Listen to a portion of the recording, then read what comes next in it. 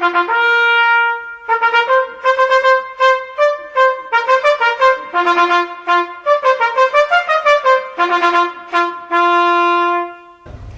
pagi pemirsa. 1, 2, 3.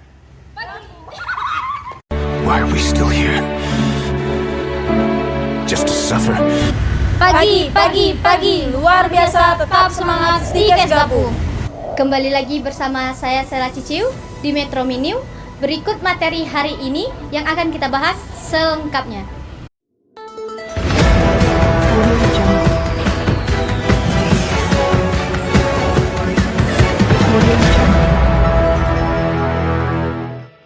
Manajemen logistik di rumah sakit merupakan aspek penting dalam kelancaran operasi dan pemberian layanan kesehatan yang berkualitas. Logistik rumah sakit terbagi menjadi dua kategori utama, yaitu logistik medis dan non-medis.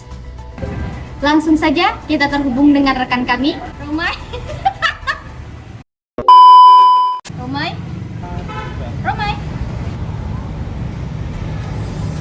Ya, pemirsa, kembali lagi dengan saya Romai dari Simpang Acai. Di sini saya akan menjelaskan tentang manajemen logistik medis. Manajemen logistik medis mengacu pada pengelolaan barang-barang yang berhubungan langsung dengan pasien, seperti alkes meliputi stetoskop, tensimeter, nebulizer, dan alat bantu pernapasan. Bahan medis habis pakai atau BHP, perlengkapan sekali pakai seperti jarum suntik, sarung tangan, dan masker. Selanjutnya, obat-obatan, termasuk obat resep, obat bebas, dan obat khusus. Perbekalan medis lainnya yaitu gas medis, alat laboratorium, dan liner rumah sakit.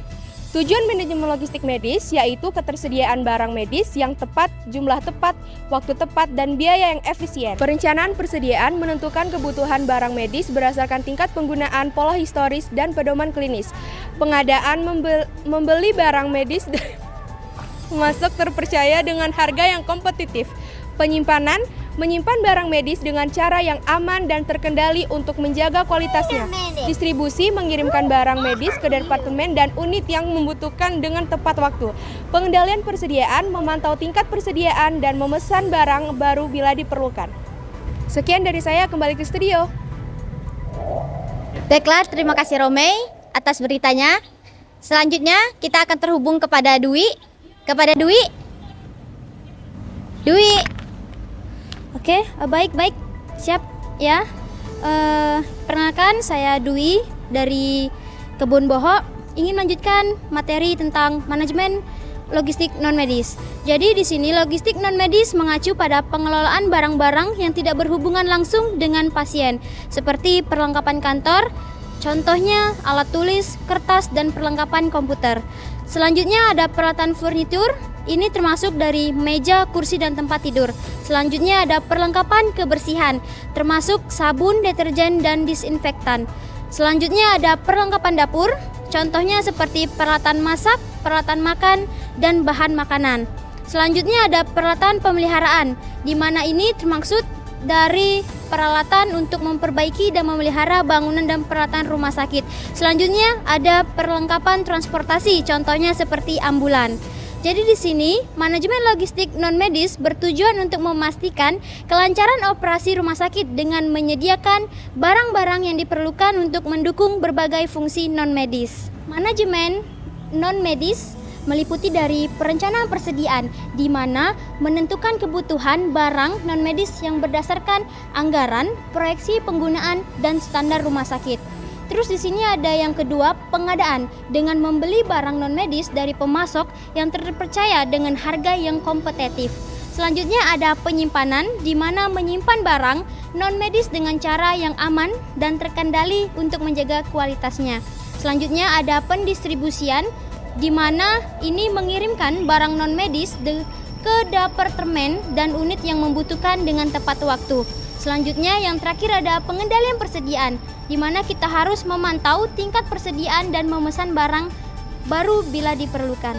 Sekian paparan dari saya kembalikan ke studio. Dah.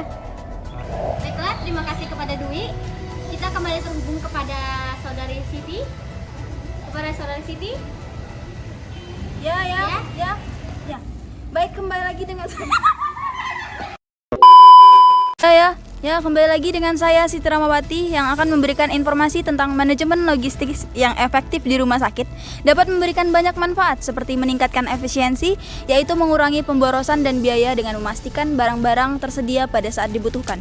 Yang kedua yaitu meningkatkan kualitas layanan, memastikan pasien menerima perawatan yang tepat dengan menyediakan barang medis yang tepat pada waktu yang tepat. Yang ketiga ada meningkatkan kepuasan pasien, memberikan pengalaman pasien yang positif dengan memastikan kelancaran operasi di rumah sakit. Selanjutnya ada meningkatkan keselamatan pasien, memastikan keamanan pasien dengan menerapkan prosedur penyimpanan dan penanganan barang yang tepat. Memastikan moral staf, yaitu memberikan staf dengan alat dan sumber daya yang mereka butuhkan untuk melakukan pekerjaan mereka. Selanjutnya mengelola stok logistik rumah sakit dengan aman, itu ada 7. Yang pertama memantau persediaan secara berkala, yang kedua gunakan sistem manajemen inventaris yang efisien, yang ketiga proyeksikan permintaan dan siapkan rotasi stok, yang keempat jaga hubungan baik dengan pemasok, yang kelima siapkan rencana darurat dan cadangan, yang keenam otomatisasi proses untuk mengurangi resiko kesalahan, dan yang terakhir ada libatkan tim yang terlatih. Oke, saya kembalikan ke studio. Bye-bye! Baik, terima kasih Siti atas informasinya. Baik, kita terhubung kembali kepada Saudari Indah. Indah?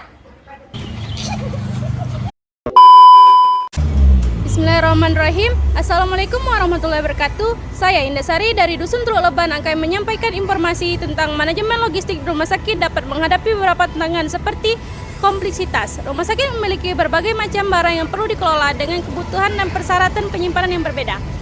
Perubahan permintaan barang yang rumah sakit dapat berubah secara signifikan, ketergantungan pada tingkat hunian pasien, jenis perawatan yang diberikan, dan kemampuan teknologi medis. Keterbatasan ruangan, rumah sakit seringkali memiliki ruangan penyimpanan yang terbatas yang dapat membuat sulit untuk menyimpan semua barang yang diperlukan.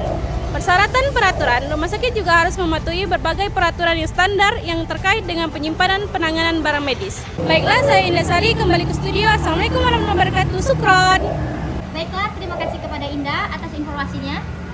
Kesimpulan manajemen logistik yang efektif di rumah sakit sangatlah penting untuk memastikan kelancaran operasi, pemberian layanan kesehatan yang berkualitas, dan kepuasan pasien dengan menerapkan sistem logistik dan efektif. Sekian liputan hari ini, saya Sarah Cicil, pamit undur diri. Gabu Jaya. Terima kasih, bye-bye!